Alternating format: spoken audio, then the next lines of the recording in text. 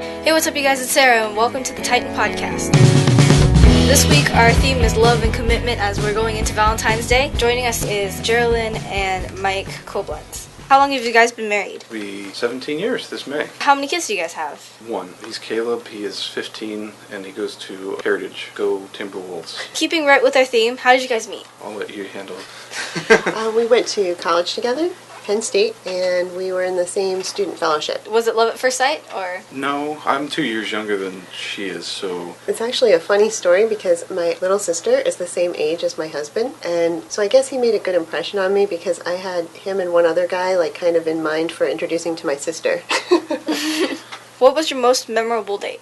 I think romantic-wise, it would be the one you recreated when you asked me to marry you, where we went ballroom dancing. But I think that it's more important, the ones now, because sometimes he'll do things that I want to do. He knows I like to go antiquing. He hates it, but he'll go anyway. It's pretty rough. And so I think sometimes that's more important than the romantic part. It's just doing something with the other person that they like to do and spending time with them that way. Yeah, it depends on interest. Sometimes just time together is a nice thing. How long was it before you guys knew you wanted to marry each other? She probably knew before I did, because we were friends for a while, and I was missing all kinds of signals. And then when we started dating, virtually all of her friends were like, took you long enough. It wasn't there was light shining, and it's the one.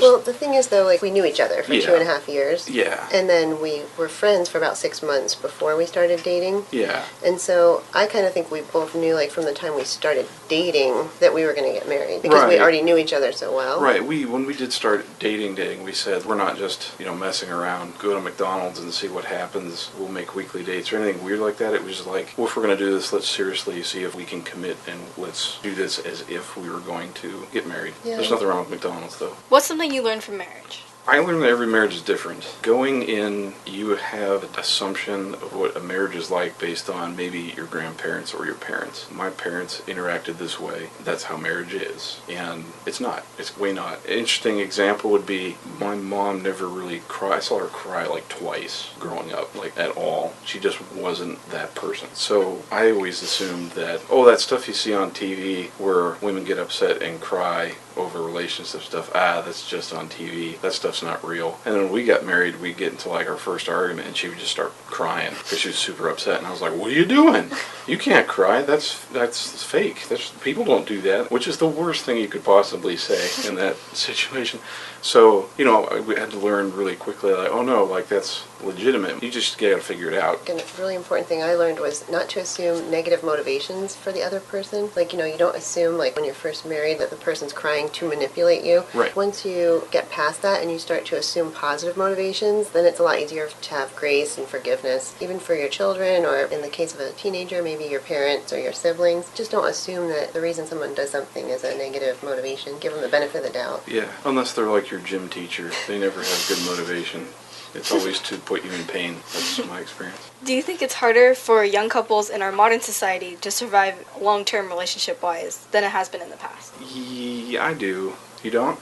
Cool. No. That's a great discussion. Yeah. I do, because I think my grandparents got married at 18, but they also fought in World War II. There's a lot of growing up you have to do when someone's shooting machine guns at you. A lot of fluff in life probably falls away in that situation. College is 4 years of learning, but there's also a lot of postponing of having responsibility in those 4 years. There's a lot of partying and things that happen. So because there's that pressure to get a boyfriend or girlfriend or whatever earlier, plus I think that we are kind of delaying making bigger life decisions in that middle zone. It's super difficult to think in a longer term. We just tend to be I don't know, let's see where this thing goes. And it's tough. It's really, marriage is difficult. It's so funny that when you ask that question, he's immediately oh yeah, it's hard. I'm no, it's not. Yeah, go for it. But no, my thought is just that it's all about choices, and I don't think it's harder. I think it's just making good choices. And so it all starts with prioritizing your marriage and putting the other person first. It's really just all about what you put into it, and if you are willing to make the hard choices and the good choices, I don't think it's harder to stay there. Yeah. What's your opinion on online dating? You mentioned media. It was before our day. Yeah, when we were before that. They had computer dating is what was called back then. Now I sound really old. Half your audience just turned it off. Before the internet, yeah, that was a thing. There were like, we used to call them bulletin boards, and you'd be on dial-up and all that kind of stuff. That was a huge social stigma back then of like, losers do that sort of thing. Nowadays, I haven't tried it or anything, but I have some good friends who went through like Match.com or whatever. There's some process there for helping you get past, let's say, the first date, right? Where it's the getting to know you. This person has interests of similar. They don't just look pretty, and so I'll strike up a conversation and see where that goes. It gets you past a few steps, and I've had some good friends that ended up getting married through those because they found really good people, and it worked out. So I don't know. Your sister found it to be a terrible experience and will never do it again. That's true too. Yeah. I mean, my understanding is there's good ones and bad ones. That there's some out there that are rife with creeps, I guess. I don't know. Like, men are kind of creeps, just in large numbers. My thought is always it's just better to like know someone in a group setting, get to know who they really are when they're not trying to impress you. I can't see how it would be a good thing to like meet someone the first time when they take you out on a date because they're just trying to impress you right from the get-go. You're never going to know who they really are. Yeah. So in my mind, I wouldn't think I would ever do that. But yeah, I mean, at least like maybe there's a hit list on the profile of things to start a conversation about, rather than like cold face, like, so do you like basketball? And like, no. Okay, I'm out of things to talk about. And the other thing that's good to remember is hobbies are great, like if you share hobbies or whatever, but really it's all about finding somebody that shares your values. Because Mike and I, like, we don't like the same music, we don't like to do the same stuff. Like, I mean, we really have nothing that would ever put us together on a dating website. Like, our mutual interests just don't really coincide. So it's really about the values that you have. Well, that's true. I didn't think of it that way. If we were on a Match website, yeah, we would never have gotten matched. I don't know. That's interesting. Huh. And I also saw a thing on TV that said that those algorithms, absolutely no accuracy. Yeah, what makes up a person is so complex. Busting it down to math just isn't going to work. What is one piece of advice you would give to someone in a high school or college relationship? Read the book The 5 Love Languages by Gary Chapman. That's a good book. Because it talks about how you receive love is usually the way you give love, but the other person probably doesn't receive love the same way as you. So, like, for example, Mike's love language is acts of service, and mine is words of affirmation, and he is really not, like, good at, like, saying positive things. He's a glass half empty kind of person. Yep. So, like, I mean, you kind of have to compromise with the person that you love. I don't usually get many positive words from him at all, but at least he doesn't say negative things anymore, and that's, like, a huge... Well, some context on that, if I could provide. By trade, I'm an engineer, and so what I'd focus on is always problem solving. So picking apart something as to where, well, this is wrong and this is wrong and this needs fixed is just natural for me and how I think. Applying that to a relationship is a really horrible idea, and I did that in our marriage early on. That's another thing to learn. People aren't problems that need to be solved. So I wasn't a complete tool. No, but I'm just thinking when you're aware of what the other person's love language is, then you can be more aware of, like, how you're, like, giving love. So, like, you know, if you know the other person's words of affirmation, like... Yeah, I'm just saying like, that well, so... since we did that, you've been much better, though. Oh, for sure. That's what I'm saying about, like, not criticizing. I just said that so when the archaeologist finds this tape in 500 years, he's not like, I'm who's saying this it's a guy? good thing. What's Like, wrong? it's No, I'm just kidding. Yeah, for sure. And his love language is acts of service. Mm-hmm. Yeah, and it's kind of from the topic of, like, you have to work to speak to the other person. That's not natural for me to be positive in words. So it takes effort. I guess I would say there's no rush. Like, if you're in a bad relationship, like, just end it as best you can. There's nothing wrong with just stepping up and saying, like, I don't think this is working out. I've had friends that have hung around in really unhealthy relationships longer than they should have, and it can be really super damaging. I don't see any reason if you both decide that, hey, this isn't going to work, that you can't amicably part. If you are in a relationship, make sure you maintain your friendships with, like, your girlfriends or your guy friends if you're a guy, because even in a marriage, it's really important for you to spend time with your friend. What's some advice that you would give to single teens? Stay single. not like forever, but again, there's no rush. Man, I'm going to sound like an old guy again.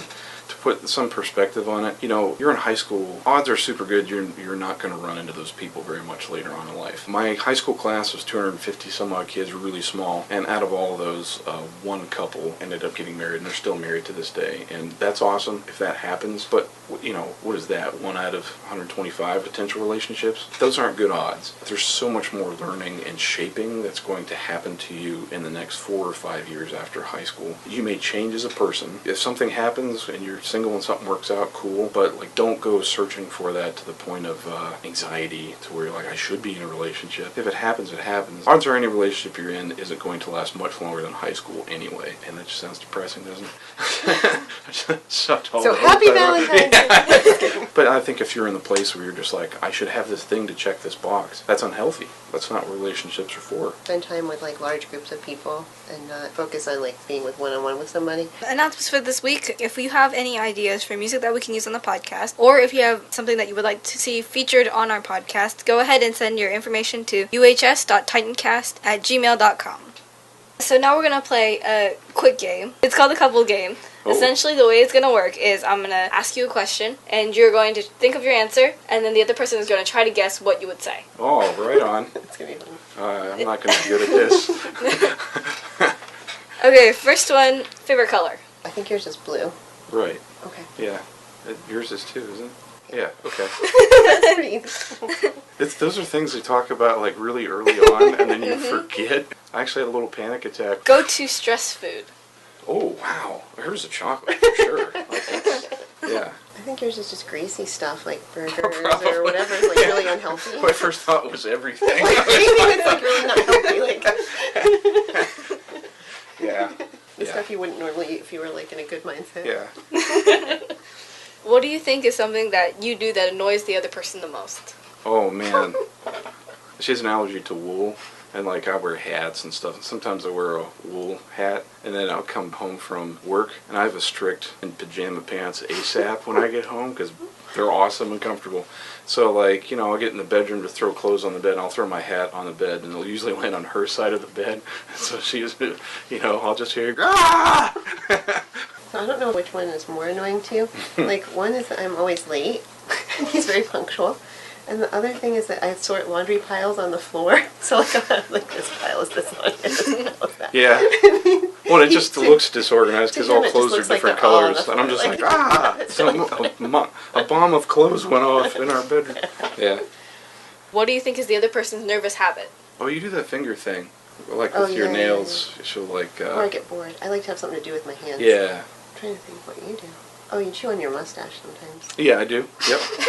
Yeah, or pulling my beard. That's, your facial hair. Yes, it's good thinking material. You just kind of, Yep, that's very true. If the house was on fire and you could only grab one thing, what do you think the other person would grab?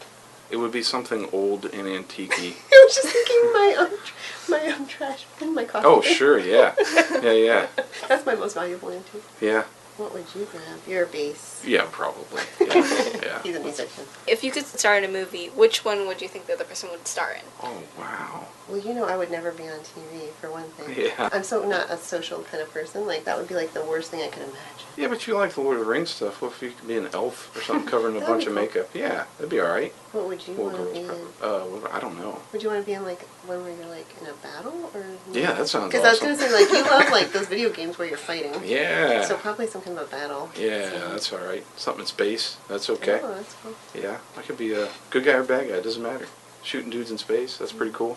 So thank you, Mike and Geraldine, for coming in today to do the podcast with us. Thank you, Mr. Blackwell, for lending us all his equipment and his back room for today. Thank you guys for watching. Join us in 2 weeks. And in case you didn't get the notice from our last week's podcast, all our podcasts will begin to be uploaded to our UHS.Titancast YouTube channel. So go ahead and check those out if you want to see older podcasts. Thank you. We made YouTube. Oh,